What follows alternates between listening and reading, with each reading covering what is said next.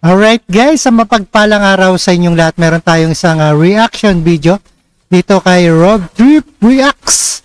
At ang Consolidate PUBs ituturing ng colorum pagkatapos ng grace period ayon sa LTFRB. Hanggang ngayon na lang araw lang ang grace period na ibinigay para sa public utility vehicle na hindi nag-consolidate ng kanilang prangkisa ayon sa Land Transportation, Franchising and Regulatory Board. Itinuring na bilang colorum ang consolidate PUB at ito ay huhulihin sila kapag pumasada sa kalsada. At malamang maraming may impound at hinaanda na para sa kanila ang impounding. Alright, no other further ado, let's do watch. Get it on. JP, gaano ba karaming jeep ang hindi nag-consolidate at inaasahang hulihin na sa kalsada? Aga dun sa naging pahayag ng LTFRB, nasa 10,000 mga traditional na jeep yung inaasahang hindi na makakabiyahe. Yan yung mga hindi nagpa-consolidate yung matapos o hanggang doon sa April 30 deadline na itinakda ng pamahalaan. Hanggang ngayong araw na lang, May 15, ang itinakdang grace period ng Land Transportation Franchising and Regulatory Board o LTFRB sa mga public utility vehicle at mga traditional na jeep na hindi nagpa-consolidate. Ibig sabihin, simula bukas, inaasahang huhulihin na ang mga traditional na jeep na hindi pumasok sa consolidation. Ituturing na silang mga colorum vehicle dahil kansilado na ang visa ng kanilang mga provisional authority o prangkisa.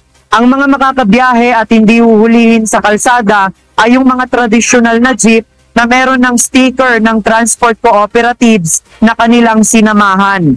Nauna nang sinabi ng LTFRB na inihahanda na nila ang mga impounding area para sa mga unconsolidated jeepney na mahuhuli at mai-impound.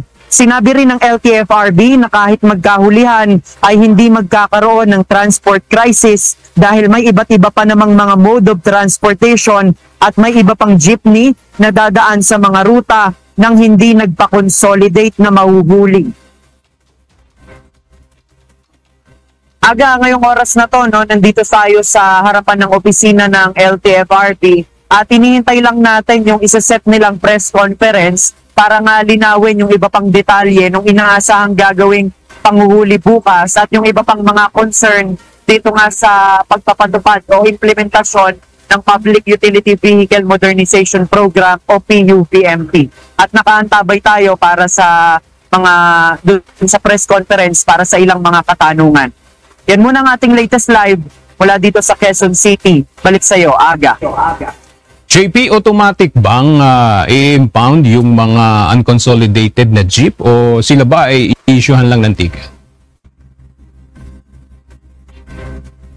Aga, ang sabi ng LTFRB, yung mga unconsolidated na jeepney na talagang wala silang sinalihang transport cooperative, ang mangyayari doon ay uhulihin at kapag sila ay colorum vehicle, ay may impound sila. May issuean sila ng ticket, pero ang magiging dulo nun ay may impound rin yung kanilang mga unit ng jeep dahil nga sila ay ituturing na colorum vehicle.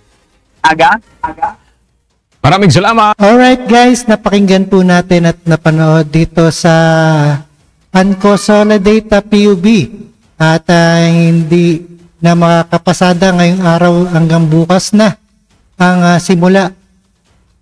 At i-impound ang di nag-consolidate sa mga hindi sinamahan.